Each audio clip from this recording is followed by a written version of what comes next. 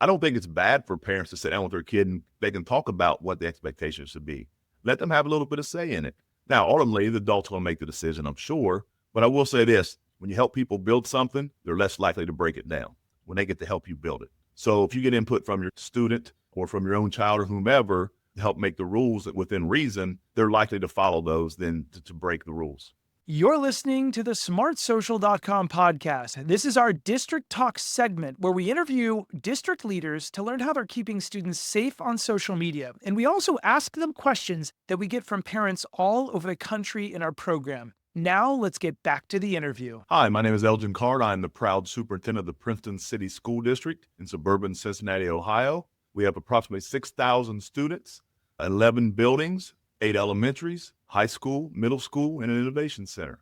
Superintendent, it's so great to have you on the podcast here today. And to all of our listeners, welcome. We've now had almost 200 of these wonderful conversations with school district leaders like the one you're going to meet today, where they started out perhaps as a teacher, worked their way up in a school, became a principal usually, became an administrator, and now they lead thousands of students to make sure they're resilient kids in the future. You know, we live in a different age. Everybody watching this right now, usually they didn't have one of these devices, an iPhone, an Android growing up. We maybe had something very different that was a little bit more of a video game console, but this has never before been seen in the history of the world. And the goal of this podcast is to keep kids safe in this digital world so they can shine online someday and get that dream job, career, and everything else. So I'm excited to have you here, Superintendent. Now, the first thing that I want to ask you, Superintendent, I want to get your insights, and we're going to dive into what we were seeing a problem to be, and then I want to really get your advice. So, Superintendent, after 200 or more of these superintendent and district leader conversations, we've heard a consistent trend here at smartsocial.com. We're hearing that students are growing up in a digital world filled with powerful technology, AI, social media, but they're lacking the maturity and the guidance to sometimes use it safely. And the result could be, and maybe your community's different, Superintendent, I want your input. Maybe you have little angels, perfect kids running around, but in many communities nationwide, the result is more student absences, lower focus, rising cyberbullying, declining self-esteem, AI misuse in the classroom. And at the same time, adults are trying to help because they love their kiddos more than anything in the world, but they're also overwhelmed with more stuff coming at them. Perhaps they're too busy to be informed, often maybe left out of the loop. Everybody's trying to bring them in the loop, but there's just too much, or they're struggling themselves. Now, Superintendent, we're hearing that parents are trying to raise great kids, good kids in a world they didn't grow up in, a world where the first bullet is technology moves faster than safety policies. At companies, at schools, we're all trying to keep up. But teens know how to hide those apps, the online behavior, and all this different online stuff more than ever. They're clever, we're hearing from parents. And last, the safety lessons are usually coming after a crisis, and we're hearing the best schools are trying to keep up with that. We love that. We're trying to learn from the best schools, the best districts, and share that nationwide. So my prompt for you, my question is, Superintendent, are there any other trends that I have missed in this? Maybe on this topic or other topics that you've seen, so we can alert other school districts before they see them when it comes to some of these dangers with technology and kids? Yeah, first of all, we do have some fabulous kids here in the Princeton City School District. Maybe not all angels, but they're great, including my own. This is going to be a senior next year. I think you're exactly right when it comes to things that we didn't grow up with. When I got into education as a teacher 25 plus years ago, we didn't have these things. It wasn't a concern of ours, but now it's something we have to worry about as educators and as parents. So I think it's really important, as you mentioned, as things continue to change, we stay up to date on what's happening in the world and stay with that and change with it and make sure we're protecting our kids. Something we've done in the Princeton City School District, and this policy now was practiced the previous couple of years, is our K-8 students cannot have their phones out at all at school. They do have computers that they use, but we have them monitored pretty heavy. Our 9-12 students can have their phones out during non-instructional time if they're using them correctly.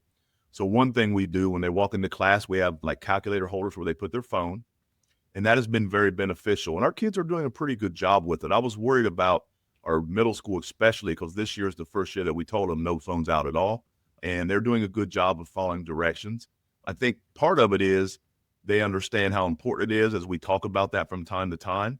What has happened also, especially in our high school, is our kids have been performing better since we've been doing this academically. Our scores have gone up. Our discipline is down 2/3, which is huge. And having no cell phone is one reason. because kids do things on the phone sometimes like bully and things of that nature. We don't see as much of that, which has been beneficial for our kids here in the Princeton City School District. And I think parents appreciate that as well, that we're making sure that the kids are focused while they're in class and they're not paying attention to phones. I'm a 55-year-old man, and when my phone buzzes in my pocket, I want to grab it. So if kids have it in their pocket, it's very, very difficult at 15, 16, 17 not to do it, when as adults who didn't grow up with them, we want to do the same thing. So I think it's so beneficial. I think the other thing that's so important that I try to do is model the behavior you want. So if I'm with kids in a meeting or I'm with adults in a meeting, I do my very best not to look at my phone and be disrespectful in that aspect, who no matter who I'm with. I'm not going to say I'm perfect. So when somebody sees this and says, hey, I saw you, I'm saying I'm not perfect, but I do a decent job of that, because I think it's so important to pay attention to what's in front of you. And I think it's so important, our kids need to be able to talk face to face. And what I find out is, as every generation comes with these cell phones and their technology, they don't know how to communicate face to face as well. And regardless of all the technology we have, face-to-face communication is so important. So I find my generation or other generations do that because we didn't have a choice. So we continue to teach our kids and show them and make sure we practice that for them, so it's a benefit for everybody. I like that. And I like how humble you are there. I mean, for all of our listeners, any parents watching right now, we like to equate screen time use and behaving online just like driver's ed or driving a car, right? You don't just hand them a phone and then say, figure it out. You teach them years before through good modeling, as the superintendent just said. And, all of us could be a little bit better drivers. I'm going to be honest. We can all have two hands on the wheel at all times if we really wanted to, and try and model that amazing driving behavior, just like cell phones. But I love that humility. I think we can all improve a little bit, but working a little bit. And we could even, our kids would probably say, hey, Dad, I saw you doing this the other day. You were turning the radio in the busy intersection. You're like, you probably shouldn't do that, or whatever. But I love that. I think that's terrific. Do you see, I guess a follow-up on this one would be, what's some of your advice on parents who are just trying to keep up when it comes to cell phones in their house, cell phones or screen time? What's some of the advice you're giving parents or seeing some of your principals give parents? Yeah, I think it's very important that parents talk to their kids about it. We are all so busy. I'm a superintendent of a big school district, and I'm very busy. My wife has a big job, but we have to take time to sit down as parents and talk to our kids about expectations. And we have to set the expectations. We set them at school, put them in the holder, don't have it out during class, all those things. Sometimes it's more difficult to do that at home for me and for others, I'm sure, because you get home, you want to relax and you want to do that. But our kids are worth it. And we have to make sure that we're talking to them in the proper way, showing them the things that can happen. I know sometimes I'll hear, well, you just don't understand because you're old. I hear that sometimes, right? That's the old days. And I tell them, I understand that, but I like to show examples of things, negative things that can happen if you don't do the right things. And I think kids see that and adults see that, and it helps wake you up a little bit. You say, maybe there's something to this. I have to do a better job. And I think that's huge, to make sure we communicate with our kids. More importantly, hold them accountable to what our expectations are. I will say this as well. I don't think it's bad for parents to sit down with their kid and they can talk about what the expectations should be. Let them have a little bit of say in it. Now, ultimately, the adults will make the decision, I'm sure. But I will say this, and something I heard just yesterday in a meeting: when you help people build something, they're less likely to break it down when they get to help you build it. So if you get input from your student or from your own child or whomever to help make the rules within reason, they're likely to follow those than to break the rules. Mm-hmm. I love that. Let kids help build it so they won't break it, or less likely to break it. I love that. Such a great point. Okay, this is excellent dialogue. So for all of our listeners right now, a lot of parents are asking us, hey, Josh, what advice would you give a student to help them recognize some of the red flags of a dangerous stranger? A big part of what we teach in our 50+ live events nationwide is, how do we keep kids safe? Well, to our audience, let's hear from a student about how she might help a friend recognize the red flags. If I had a friend talking online to a stranger, I think that I would feel a little bit uncomfortable with the whole situation. I would advise against it because so many indirect issues can come from that, and it could cause something to be worse than if they had just unadded them in the first place. Some red flags that I would have to advise them to cut it off with this person or to stop engaging would be if the person starts to get very involved in their personal life, and they seem to be very intrigued in what's going on with them and wanting to know all little details about what they do and who they are, and just very personal details and things that you wouldn't normally share with a stranger in real life. If they're very persistent and constantly wanting to talk to my friend or constantly trying to be involved in their life or wanting to speak to them, I feel like that's kind of a red flag. Another thing would be if they ask them to ever meet them anywhere in person right from the start, if they feel a sense of being uncomfortable or their intuition is just saying it's wrong, or if my intuition is saying something feels wrong with this, then I think that's a major red flag. All right, to all of our listeners, remember we host weekly live parent events and replays, a lot of them during the school year and even over the summer. We have real teens in the program that teach, so you can bring your kids to these online events and you're entered automatically for a chance to win a Kindle, a 3D printer, other prizes that change each month. And we have a premium parent newsletter that goes out nationwide for parents. Let's look at what happens when this goes right. Remember, parents, your district is probably a partner. Here's what happened in New York City. You are the one that needs to decide whether it's too much springtime or just right. But parents and teachers know when it comes to teenagers and social media, that's easier said than done. So in an effort to protect students from the dangers of being chronically online, schools are doing something you might not expect, asking parents to get online too. It makes an awareness to parents and students. It also gives them an understanding of some of the warning signs. That's just one reason why Deron Wilson, an executive director of school engagement, says his district uses the app Smart Social. It's an online app designed to educate parents and students on how to avoid strangers and dangerous situations online. Kind of like, I want to say, a trap. When you get involved in the cyberbullying, you might start friending somebody on an app, or somebody might say, hey, they might send me your picture. Smart Social founder Josh Oak says while there are a lot of things that can and should scare us online, the increased number of parents he is able to reach underscores the importance of growing social gathering spaces online. Back in the day, I used to be one of the top social media safety speakers nationwide, but I was flying around to certain school districts and they're the best of intentions, but only 20 or 30 parents would show up. We get 10 times the amount of parents to show up, and they want to learn from the convenience of their home or office how to keep their kids safe on social media. They want to ask live questions. They want to learn how to have dialogue starters with your kids that actually get their kids excited about talking with their parents and strengthening that relationship. Darcy Wertique, Spectrum News. Okay, parents, remember we've got a lot of events coming up, and I want to show you just real quick. For those of you watching who are with partner school districts over the summer, we've got a ton of June and July events. There's never a week that goes by where we don't have something incredible, whether it's teen motivation, avoiding strangers, reducing arguments. We have replays for you over the summer in 12 different languages. And coming back to school, we have an incredible launch, perhaps more back to school content than anyone in the world. And our anti-bullying October month, I want you to take part in that. Bring your kids to it, because not only are we giving away a ton of good reading devices, Kindles and 3D printers to inspire STEM education in your home, but also your kids are going to learn how to be nice to each other and look out for their friends. We got a lot coming up in the back to school year. Shout out to the amazing people at Smart Social. Okay, Superintendent, we're back to you. I've got one more trend I want your insights on, and I want you to set me straight. Maybe I've got this wrong, so let me know if you agree with this and what ideas you have. After these 200 superintendent conversations I've had over the last couple years, we've uncovered another critical pattern I'd love your insight on. Many districts seem to, and maybe not yours, but they seem to struggle to meaningfully engage parents despite their best efforts. Emails, texts, and flyers often go unread. Parent events frequently perhaps might have low turnout. And while most parents care really deeply about their children's education and safety, they're often overwhelmed, busy, or unsure how to support the school effectively. And this disconnect we are finding creates a gap where the district and the schools realize how important it is to partner with families. As a result, we're hearing this from communities. Many parents feel overwhelmed trying to keep up with fast-moving online trends and digital safety risks. We're hearing that students are finding ways to increase their screen time, bend the rules, especially summer's coming, and especially with the expectations at school when they differ from those at home.